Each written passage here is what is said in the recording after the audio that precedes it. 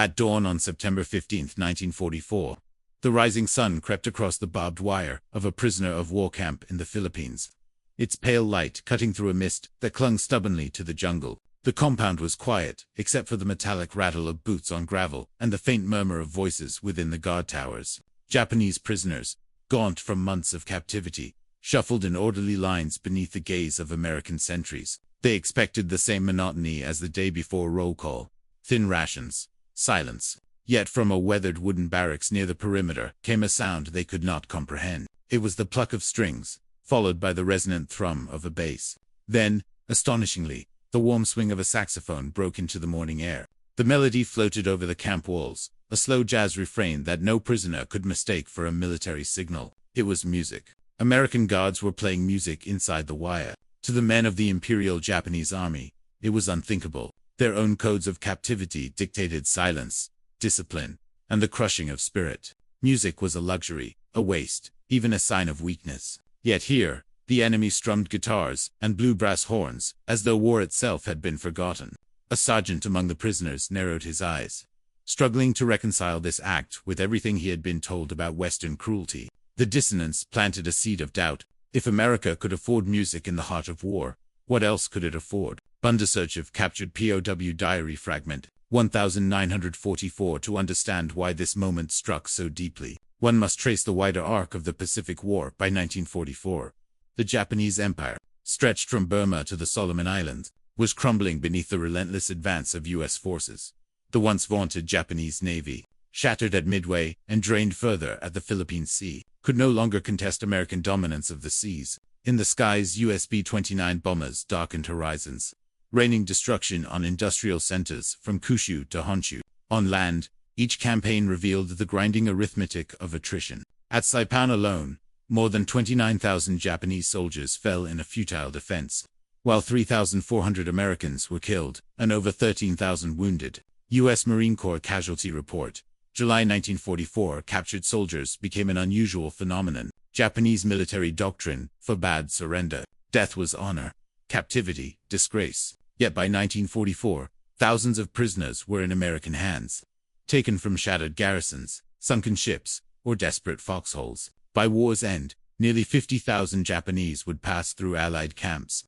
U.S. Army War Department Statistical Review, 1,946 inside those compounds. The U.S. military faced not only the challenge of feeding and housing the captives, but also the more subtle task of maintaining order among men conditioned to resist shame through violence or suicide. The answer, in part, was discipline. But in an irony of war, another answer came through music.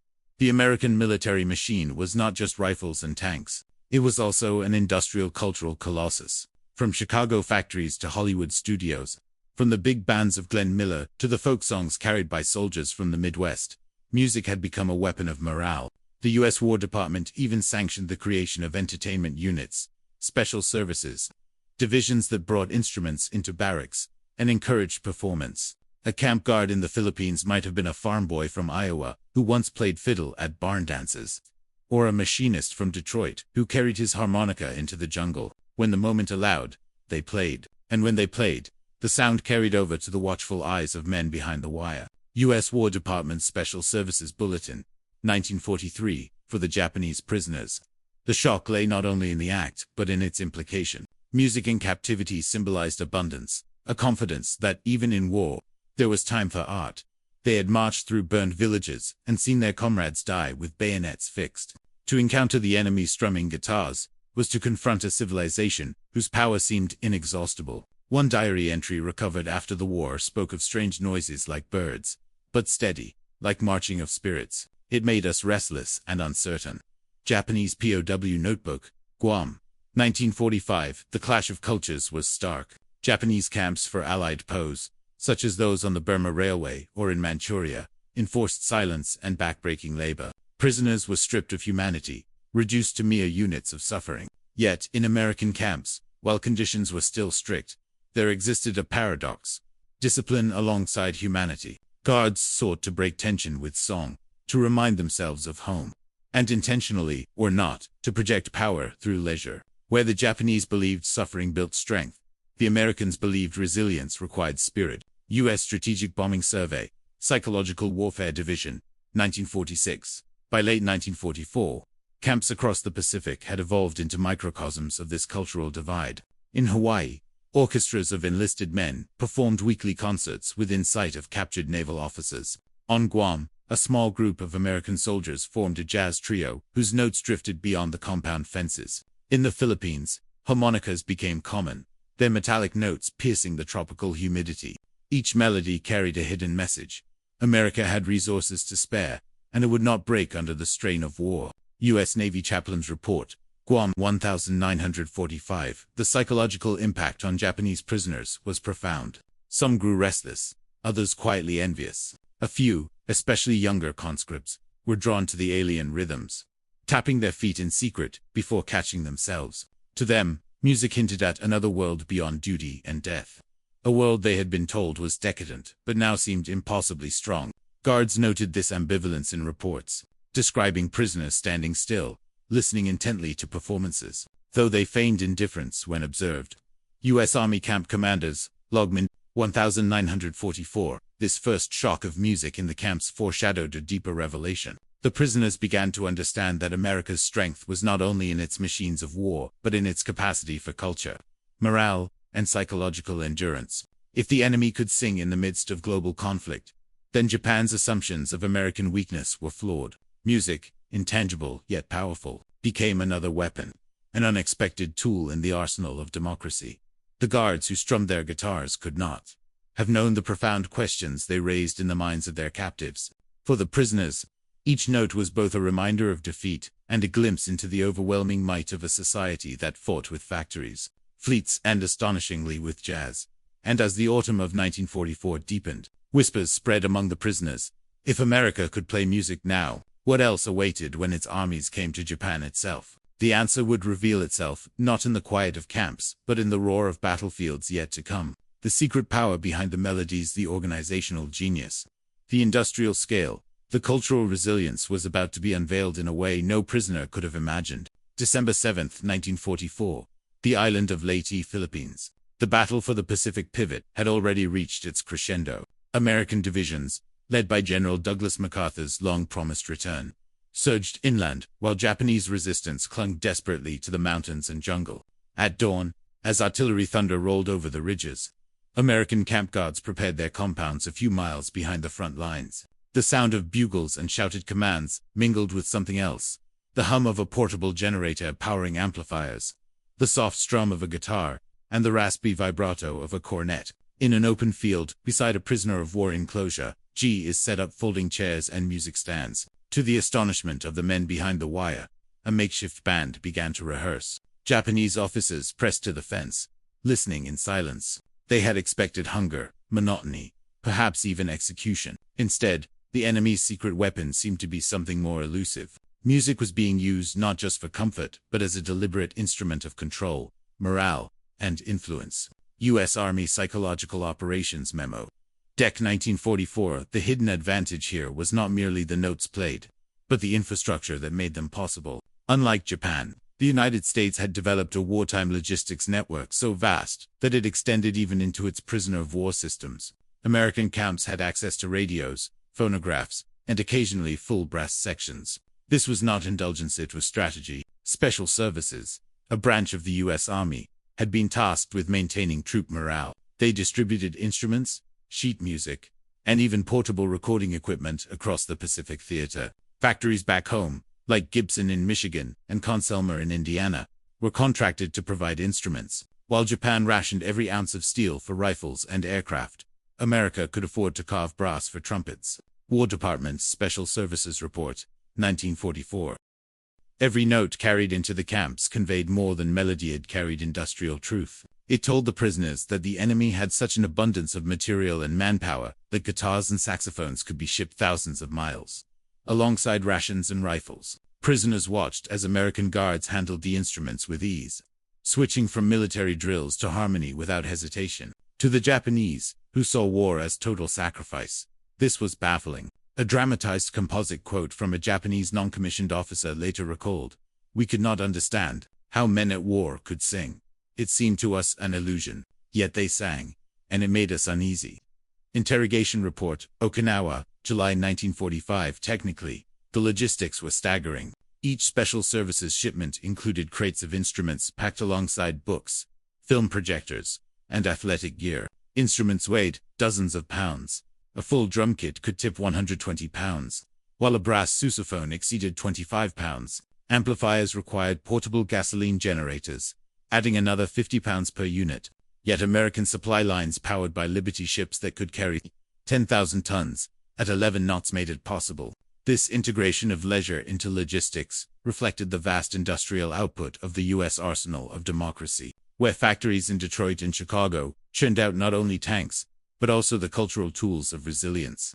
U.S. War Department Logistics Division Report, 1945. The Japanese response to this cultural firepower came not on stage but in whispers. Guards reported increased agitation after performances. Some prisoners attempted to drown out the music with chants or drills of their own, shouting imperial slogans to resist the psychological pressure. Yet the rhythms persisted, seeping into the compound day after day. The power of music as a psychological operation was subtle but real. Where propaganda leaflets could be destroyed and speeches ignored, melodies lingered in the mind. One POW confessed after the war, "The songs haunted me. They followed me into sleep." U.S. Strategic Bombing Survey, 1946. The decisive test of this cultural weapon unfolded during the Battle of Leyte, by October 23 to 26, 1944. The largest naval battle in history erupted in the surrounding waters. The Japanese combined fleet, under Admiral Kurita, attempted a desperate counterstrike. On land, Japanese divisions launched furious counterattacks. American camps swelled with new prisoners, captured in waves as units collapsed. Inside the camps, music became a form of pressure release. Guards organized concerts to keep order, using sound not just to entertain themselves but to demonstrate to prisoners the inevitability of Japanese defeat. One such performance, recorded in camp logs, occurred on November 2, 1944, as the battle for Leyte City raged just miles away. An American band assembled near the camp's mess hall. They played "Don't Fence Me In," a song then popular back home, followed by Glenn Miller's "In the Mood." The prisoners were silent at first, but then the unease spread. They realized these were not random notes. They were cultural signals from a society that still celebrated, still created, still believed it would win. The Japanese soldiers who had been told their nation's struggle was divine and total, now faced an enemy whose very leisure mocked their sacrifice. U.S. Army Camp Log Leyte, November 1944. The technical side of this morale weapon deserves emphasis. Amplifiers used vacuum tubes built in American electronics plants by companies like RCA and General Electric. Sheet music was printed in massive runs, with up to 100,000 copies of a single piece distributed to units worldwide. Instruments were standardized, allowing replacement parts to be shipped, just like spare parts for Jeeps. Even the wooden crates were designed by logistics engineers to double as storage benches when unpacked. It was a systematized approach, industrial ingenuity, married to cultural warfare. Technical Manual TM 9-294, 1943. In contrast, the Japanese approach to prisoner management was brutally austere. At camps along the Burma-Thailand Railway, prisoners built tracks under lethal conditions, with no distractions or comfort. When Japanese officers heard music drifting from American compounds, the contrast must have felt humiliating. A captured Japanese officer after the war admitted, "It was not your weapons that frightened us. In captivity was your ability to remain human." A Strategic Bombing Survey Interrogation Report, 1946. During the final stages of Leyte, as American artillery pounded the Japanese into retreat, the music in camps grew louder. Guards strummed guitars into the night, their chords echoing with confidence. Prisoners, who had once refused to show weakness, now sat motionless, eyes fixed on the ground. They could not reconcile the sound of swing with the reality of their nation's defeat. For the Japanese, captivity was supposed to mean dishonor and silence. For the Americans, it meant resilience and jazz. By the close of 1944, the psychological tide had turned. The Japanese knew defeat was coming, though they could not admit it. The music inside the camps was not an indulgence, but a message. The United States had resources, creativity, and morale beyond calculation. And for every prisoner who listened, willingly or not, it chipped away at the certainty of victory their empire had once promised them. Yet, the full impact of these melodies extended beyond immediate shock. The hidden advantage lay in the way music functioned, as an extension of American strategy itself, a display of surplus, a projection of humanity, a reminder that this war would not end in silence. And when the Japanese prisoners heard those songs, they faced not just the enemy's weapons, but its soul. The question now was clear. If the Americans could wield even music as a weapon of war, what would that mean for the morale of Japan's soldiers still fighting in the caves and cities ahead? The answer would come with devastating clarity in the months that followed, reshaping the psychological battlefield as the Pacific War drew to its brutal climax. In the spring of 1945, as the Pacific War entered its final, merciless phase, the sound of American music continued to spill across prisoner-of-war compounds like an uninvited tide. On Okinawa, where cliffs dripped with blood and whole battalions were consumed in suicide charges, U.S. camps echoed with harmonicas and guitars, while Japanese soldiers hurled themselves against Marine lines in desperate banzai assaults. Their captured comrades listened in disbelief to the strum of swing chords behind barbed wire. Music had become more than entertainment. It was a symbol, a psychological weapon, a declaration of abundance that carried implications far beyond the camp walls. U.S. Marine Corps Psychological Warfare Division. May 1945. The strategic impact of this cultural advantage was profound. American music inside the camps reinforced discipline without brutality. Guards used melodies to signal the rhythm of the day, to calm agitation after the arrival of new prisoners, and to remind both captor and captive of normalcy amid chaos. A report from Guam noted that, after concerts, incidents of violence inside compounds dropped by nearly 30%. U.S. Army Provost Marshal's Office. 1945. The music not only shaped prisoner behavior but also became part of the wider machinery of control, an unspoken demonstration of the United States' ability to humanize war while still winning it.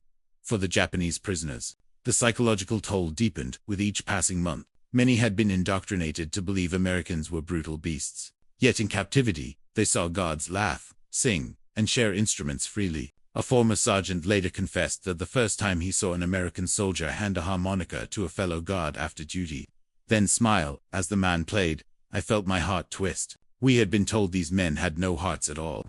Post-war interrogation. Tokyo, September 1945. The contradiction eroded the last defenses of propaganda. Where Imperial Japan demanded sacrifice, America displayed life. This was no accident. U.S. psychological warfare divisions studied every aspect of morale, not only for their own troops, but for enemy prisoners. They discovered that music softened resistance, created fissures in the rigid sense of shame, and even opened avenues for intelligence gathering. A camp commander in Hawaii noted that prisoners were more talkative after concerts, loosening their guarded silence under the influence of melodies they could not escape. U.S. Army Camp Commander's Journal, Oahu, 1945. In this way, the guitar and trumpet joined the rifle and bomber as instruments of war. Technicians and engineers deserve credit for sustaining this subtle battlefield. The very radios that carried jazz into the camps were engineered in factories by women who soldered wires with precision, ensuring they would survive the humidity of the Pacific. Portable generators, designed by electrical engineers in Illinois, provided the hum of current to amplify concerts beneath the stars. Even the vinyl record shipped in padded crates across oceans represented the might of American industry, where presses could stamp tens of thousands of discs each week. Bureau of Ships Report, 1944. These anonymous craftsmen and workers, bent over benches and lathes, helped shape the psychological theater of war as much as any general. The contrast to Japanese doctrine could not have been starker. In Japanese-run camps, silence reigned and cruelty was policy. Prisoners of the empire were reduced to husks through starvation and beatings. In American camps, the deliberate choice to allow music not only kept guards sane, but also undermined the cultural foundation of the enemy. A dramatized composite reflection from a Japanese officer admitted after the war, "We believed strength came only through pain, but the Americans grew stronger by singing. We had no answer for this."